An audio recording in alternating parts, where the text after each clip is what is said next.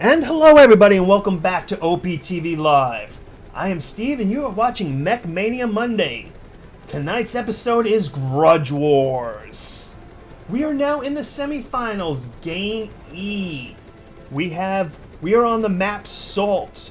We've got MVPatel on the left-hand side, once again flying his Medic Osprey. His opponent, DraConnorK, flying in the Sakura Angel. We have not seen any Angels play these last 2 weeks, so I'm really excited to see a different mech out here on the field. And can DraConnor actually take out the Osprey that's been so dominant in tonight's match? As I was mentioning, we are on Salt, so as these guys do the initial setup, folks, here's a quick rundown of Salt. These units, your main fortress starts here on the left-hand side. As you come through, you have a little bridge or a drop that cuts down. At that point, you go down to a lower area where there's a neutral outpost protected by these heavy brutes. Over here, you've got a few more neutrals, and right here is a very key point. A $20,000 credit lockbox will pop up there from time to time, giving you a massive boost of your economy. At the same time, you can come up towards the top. There's another outpost on here, but it is off the main lane itself, so it's not quite a true center outpost. You then can come back onto the main lane, come down through here. You've got an outpost that kind of matches off on this hand side, outpost down here, and then straight into the base itself. That is a rundown of the map Salt, and we are now getting into the action. MVPatel is going ahead and he has deployed out 5 Geminis. He's got money makers down on the field and he is doing everything he can to neutralize this outpost and take that second outpost under his control. However, DraConnor is ahead of him. He's already got that second outpost under control and is now moving on towards this top mid section right here, but he is not going to survive. Is he? Oh my god, no, he doesn't. Patel gets in there just in time, gets the last shot off and takes down DraConnor, picking up that experience, forcing DraConnor to have to spend for the respawn.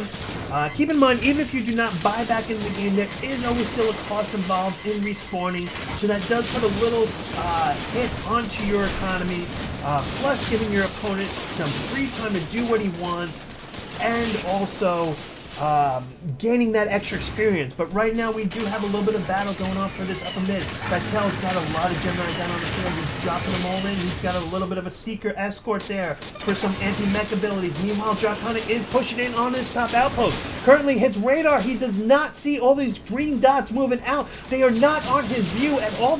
He was so close to seeing them, but he does not see them yet. He's still completely focused on this top push. It is now that they are actually coming into his radar view, but he's still so focused on this top push. He does not see these green dots. He now finally realizes it, but it could be too late. There's just so many Geminis that are over in there. He lands down. He pulls out that sniper, but unfortunately he's shooting those Geminis from the front. Geminis do take double damage from the rear, but since the fact he's hitting them on the front, there is extra armor that keeps those Geminis alive longer, and Patel is able to completely secure this outpost. Gets those units in and even has some units that are still out and moving about. Patel wasting no time and all moving on to the next outpost. DraConnor realizing that he's now in a bad situation. He's got the middle outpost, but that's it. He's completely cut off on both ends. Realizing that he's in trouble, he actually is going to go ahead and move out his units. Folks, what do you think? Is he pushing onto an actual fortress push, or is he moving onto an outpost?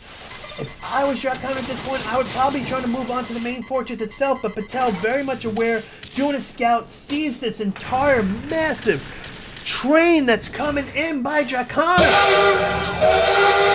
Patel realizing that he needs to do something, so what does he do? He's not going to actually try to stop it. Instead, he's going to do his own base race. We've got a base race going on, but DraConnor has more units out on the field than Patel does, but Patel is at the base sooner.